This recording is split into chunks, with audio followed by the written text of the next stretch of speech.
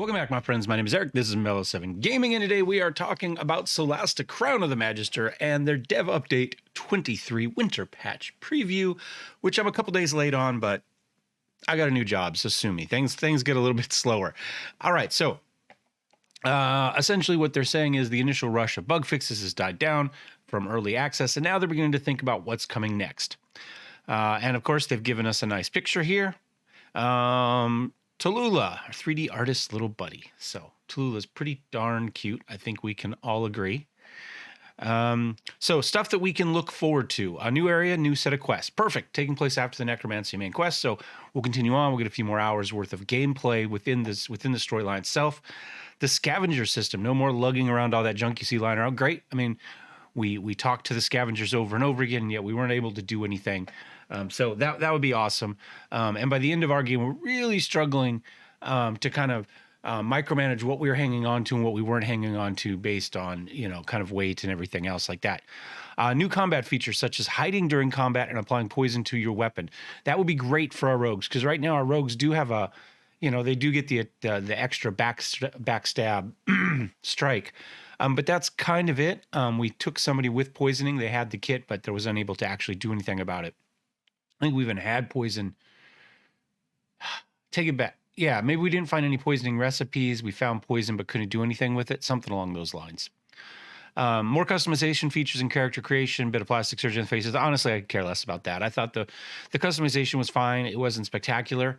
But it was good enough, especially for the view that you play most of the game at. So, you know what? It doesn't hurt, but it's certainly not high on my priority list. For things I'd like to see changed. Inventory and shopping improvements, handpicked from your suggestions. Don't know what that means. I didn't have any horrible problems with inventory. I didn't have any big issues with the shopping experience. I'd like to see more shopping. I thought that it was pretty limited what you could and could not get, but I just figured it was early access. There wasn't really need for in-depth, but we didn't have any need really to go in and do any shopping. So maybe something does need to change on that. I mean, if you're going to put it in, it should be useful enough that you want to go do it, whether you can afford to or not. But we didn't really, our playthrough, it didn't matter. Plenty of other auditions. All right, gotta lie. Now, this is probably the biggest thing, and this was my biggest complaint to the game as well. So the fact that realistically playing humans, hugely disadvantaged you in this game due to light. Now they say that's not their intent. Originally they looked at 5e, decided to make changes. I didn't know what the 5e rules were. I thought that the changes they made were fine. Essentially, if you do not have any sort of low light, you're at disadvantage in dim light and darkness for perception and attack rolls. Now, that's perfectly okay. If you had dark vision, then you were still at disadvantage in darkness, but you could see just fine in dim light. And if you had superior dark vision, then it didn't matter. You could see perfectly in the darkness.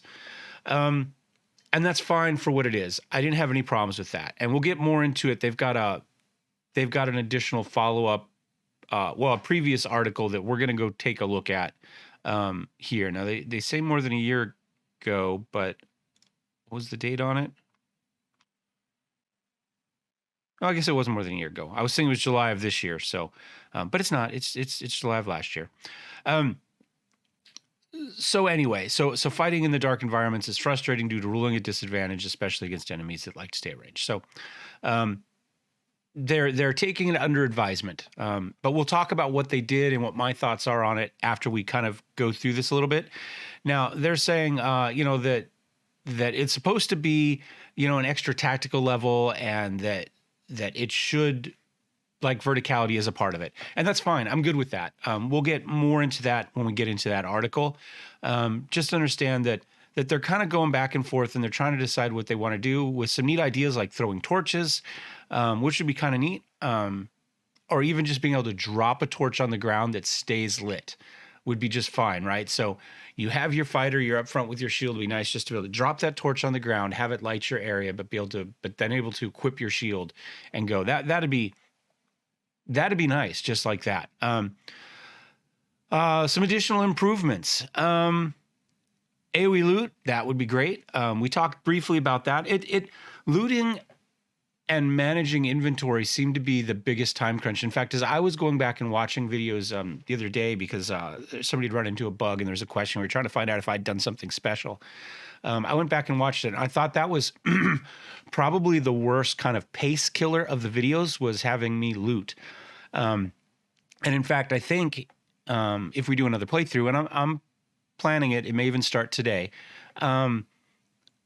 I think probably that's going to be something that's edited out. It'll be just like, I'll loot and be back, and we'll just kind of take care of that off screen, because I really disliked the pacing and how it affected as I kind of tried to micromanage what we could pick up and what we couldn't. Now, when we get to scavenging, I think that goes away. I think all of a sudden we just leave everything we don't need today for the fight right now on the ground, and we just let that be scavenged.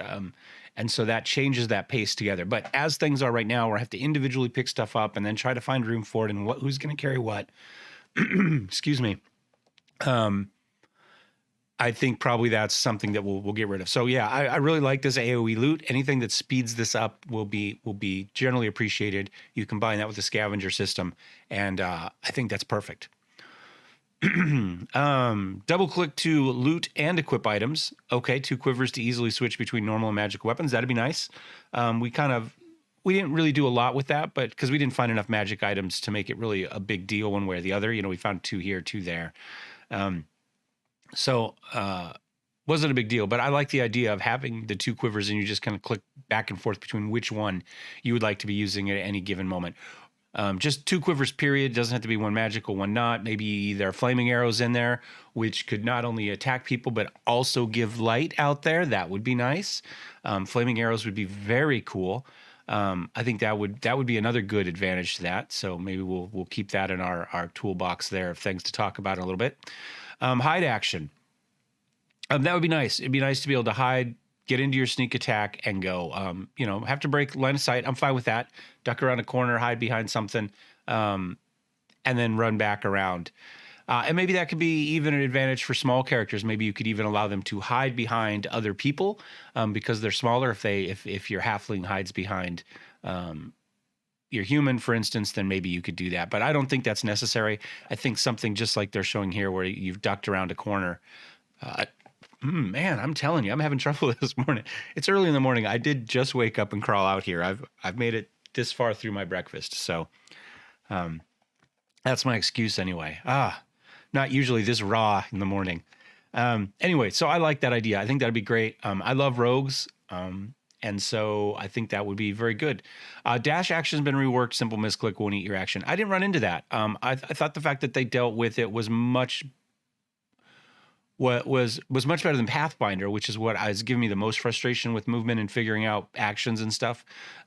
Again, I feel like probably Baldur's Gate is still probably a little bit better as far as breaking down actions and what does what. But I had 0 issues with this. So improving it is always good, but I don't think this was a negative in the first place, at least in my experience. You guys have to let me know if you've had problems with Dash, if this has been causing a problem for you. And again, working on the faces, again, sure. It doesn't hurt, but it wasn't necessary. So let's talk about light a little bit more specifically by clicking back here to Dev Diary number 3, Let There Be Light. And these are actually pretty well written. I think I'm going to have to go back and work my way through them. All right, so they want to use light and darkness. And right here, this is what we've talked about. Dark vision allows you to see in bright, dim darkness and magical light. And they don't want it to be a burden. I kind of think it is at the moment, but it is what it is. And again, we're talking about the way things go and how the game shows you what's going on. Life at night is a nice painting in shades of gray for elves and dwarves. Yeah, okay. Well, maybe. That's assuming that their eyes work the same way that our eyes do with cones and rods, and that's what gives them that dark vision with extra rods. Is it rods that give you your low light but don't see color, whereas cones have color but not low light? One or the other. But, that's not necessarily the way it goes. They are, quasi-magical beings with other things. You could easily say that they see in color in the dark for some reason, and just that it's not a purely physical, biological change, but has something to do with the magic of their heritage. So, that's fine. But I think it would be neat, actually, if that was how it worked, was in light, everything was in color, and as it gets darker, dim light, regardless, it becomes equally bright for you to see, but the saturation drops. So I think that would be kind of neat. Whereas the map stays in equal brightness, but the color saturation is what drops to show you your darkness. I think that would be good. They talk about their art director crying, and I know art directors like color, but there's a lot of really neat ways you could take advantage of this.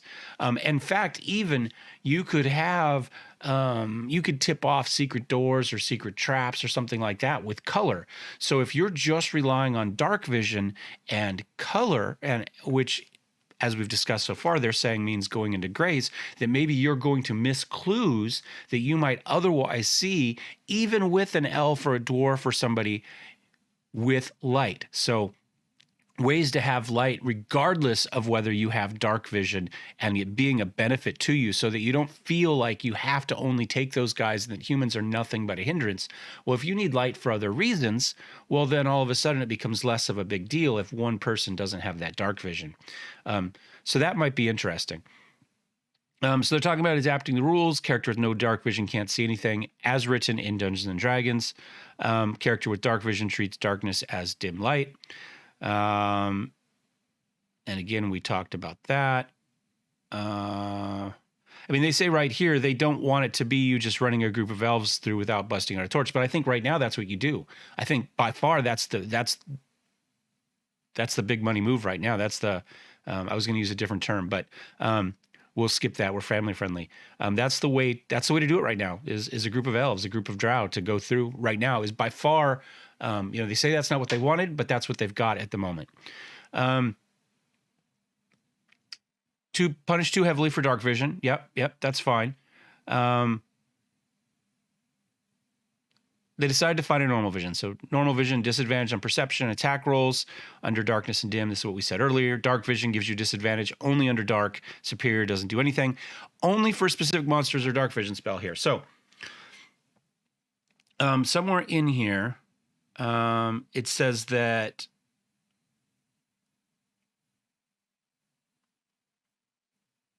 light is a weapon, and that some things would be hypersensitive to light. Okay, so in our playthrough, we did not no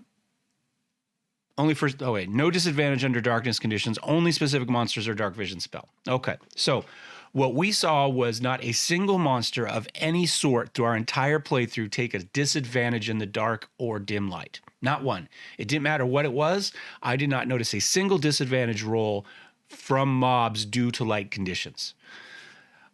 If the mobs also had disadvantage or issues with light, I would be less salty about it in general.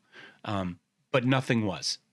Everything ran the same, with no disadvantage regardless. So I feel that they've failed on this. Right now, it looks like everything is acting as though it has superior dark vision. And so it's only a disadvantage to humans in your party or halflings. And even with your elves and stuff, you're still at disadvantage in pure darkness. And we did not see that for others. Now, purely magical beings that aren't relying on their eyes per se, depending on how the rules read, but we would say something like an undead, a zombie, something like that that's been magically brought to life. They're clearly not working off of the biology of their systems at this point. They're purely powered by magic. I don't have a problem with them being able to see in all conditions equally. And maybe that's part of it. Maybe a lot of this is just we did fight a lot of undead. It is a necromancy-based overall campaign, of course. But other normal kind of biological things, I think, should either be better in bright light or better in dark. Now, I don't know how the rules for drow work now, but as I recall, at one point, they took penalties for being in bright light. So they saw well with their superior dark vision, or whatever it was called at the time, I think it was considered more of a heat vision early on than a low light vision. But it seems to me that they took disadvantage. So what I would like to see, and I'm fine with this being the basic. However, more of the monsters have to take disadvantage in the dark. Superior dark vision for all is not the way to go. And that may not be intended. It may just be that that bit didn't get programmed yet, that they just haven't gone through individually selected what monsters are going to have what. So everything blanket just has superior dark vision at the moment. That may be what it is. I don't know. And we'll pay more attention to that if we play through again. But I think this needs to apply for everybody. And I think if you have superior dark vision, then you should also take penalties for light. This right here, no disadvantage in dark, means you should take disadvantage in light, in bright light. And so I think everybody should have a disadvantage range, and then you have to sort where you want that disadvantage to be. Maybe your drow have superior dark vision, but they're going to be at disadvantage in bright light. Your humans are going to be at disadvantage in dark, but they'll have decent vision in bright. And maybe your middle ground, your elves and your dwarves, they don't have disadvantage, will only take disadvantage in dark, but nothing here. So humans would have an extra range that they're disadvantaged in than everybody else. They would have 2 light levels that they're disadvantaged in, whereas everything else mostly would be at 1. And that doesn't necessarily have to be just humans. That could be things like kobolds and owl bears and other humanoid monsters that we generally find on the surface and generally, are active in normal conditions. Orcs, stuff like that. But as far as those things, magical beings that have some additional level of vision, would at least have disadvantage in 1 light condition, whether it be bright light or whether it be darkness. It would depend on the creature. I think the other issue is just level design. How many areas are going to be dark versus how many levels that are going to be light? And what we saw right now was overwhelmingly the map was dark. We had very few fights in places where there was light. It seemed like, and I don't know this, I don't remember for sure, did all of our random encounters happen in the dark? Because all of our random encounters happened at a campsite. Every single one of them. It didn't matter if we got interrupted while sleeping or if we ran into somebody in the middle of the day on the road. All of ours happened at a campsite. Now, we did have at least one viewer say that they did have encounters that were not at the campsite, but I've yet to see that. And I'm trying to remember if they were all in the dark or not. But regardless, we didn't really have very many areas where we were fighting outside under normal light conditions. We had the initial fight outside of the fort when we went in. We fought some goblins. But remember, there was the Cavern of Filth or whatever it's called. That was all dark. You fought goblins outside, then you fought goblins inside if you did it in the right order. We didn't. Then you would fight the little flame doohickeys, little flying dudes outside the door in the light. You fought one guy in the fort, and then you were back in the cave. And all through the cave, you fought. And then, I think almost everything, obviously when you got to the final area, most of that was inside. You did have a couple fights outside with the skeletons in the courtyard, kind of the undead guarding that. But again, the vast bulk of the game happened under low light conditions. And it may be that you could say, you know what, there's some windows open in that castle, and give yourself normal light for chunks of the interior of the castle. You could potentially also, we had the escape under the fort into the caverns as well. That was also in the dark. That might be a good one to have areas where maybe the roof is collapsed in areas. So you're going from areas of light to areas of dark and back and forth. And you could potentially pull mobs in from the darkness into these pools and areas of light. Big enough that's not just a small melee area, but things can come in within range. You could line yourself up along the back of the light area and pull things into the light, or maybe even potentially line people up just into the darkness. So if they were shooting at you, they would get disadvantage, but you get advantage to them. So that might be an interesting way. So you may not need to change much about the system at all if you're willing to change the the level design to make more of a mix of light and dark. And obviously you could have magically lit areas, you could have lit interiors. There's no reason for there to be no lights in the castle. There's people that live in there. They just happen to be mostly, you know, vampires and necromancers and stuff, right? And undead. But there are beings living in the castle, and as such, it's not crazy that those levels be a little bit more lit up than they are. And I want to say one level was lit. The puzzle level, wasn't that one lit with torches pretty much all the way through? At least on the main level. I'm trying to remember if the upper rooms were not lit, but the main level generally was. So, you know, there was some of that. But I would say, generally speaking, this works as long as you make sure that this is consistent across both PCs and NPCs alike, including the monsters. I would like to have everybody have at least one level of light where they get disadvantage, and I'd like to see good. I don't want to say good versus bad. I would like to see a different philosophy of level design where there are levels of light and darkness in every map. And therefore, nobody is going to be at disadvantage through the entire map, and nobody's going to have an advantage throughout the map. And that gives you a lot more tactical options when you're building your party and making sure you have a mix of both so that your entire party's not going to be a disadvantage in certain areas, that you will always have somebody who's effective where you're at. And so that's kind of my thoughts on this. Now, additional ways to make sure that you can change the conditions. Again, things like being able to drop a torch on the ground would be great. Throwing a torch would be great. Flaming arrows would be great. That would be really interesting. Or even arrows, and I haven't tried this, potentially casting a light spell on arrows and then shooting the arrows. Now, I think ultimately a light spell is only supposed to be one object, so you could only cast it on one arrow. That arrow would go out. But maybe what you could say is you're casting light on a quiver of arrows, and every arrow in that quiver at that time for the duration of the spell has light on it, and wherever those arrows go transfers that light. If you hit a mob with it, then that mob is lit up from there on out. So different areas of projecting light into the darkness. Now, the flip side of that is if we've made our levels equal such that we have areas where people are disadvantaged in darkness, how do you manage to project darkness into light? Magical darkness generally just means flat dark. Nobody can see anything. It's completely blinding in how you do that. I don't know. I don't have a good way to think of that. I guess you could use like some obscuring cloud type spells that are not going to make things dark, but generally are meant just to make things dim and be kind of an obscuring deal.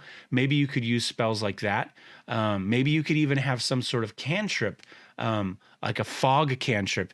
All it does is lower light level in the area in a certain radius to kind of change that. I think that would be pretty cool. And might kind of make up for some of that so that your drow, for instance, who has to fight in the middle of the noonday sun, doesn't take disadvantage out there. He has a way, or she, of making the light conditions a little more suitable to him or her. I don't know. I think that's kind of the deal. I think you need to have a good mix of both. And then I think you have to have ways of projecting either darkness or light into areas as well. And again, I'd love to see all of that equally across the range of characters and monsters in the game. Whereas, like I say, right now I didn't notice a single disadvantage roll due to light conditions for the mobs. So I guess that's where I stand. Light's always going to be tricky in a video game. How you do that. As somebody who streams, there are many games that try to create darkness by just lowering the light. So there's no disadvantage or change in the role in the game. They just make it harder for you, the player, to see. Unfortunately, that also makes it harder for viewers to enjoy the game as well. And so some of that kind of falls down. I think you need ways to show darkness without necessarily making the screen dark. And that goes back to maybe just doing it via saturation. The brighter the light is, the more saturation is, and the darker it is, the less saturation. But yeah, I guess that's where I stand. Light is clearly the biggest issue of early access. I think at the moment, you are heavily incentivized to play elves and drow and dwarves.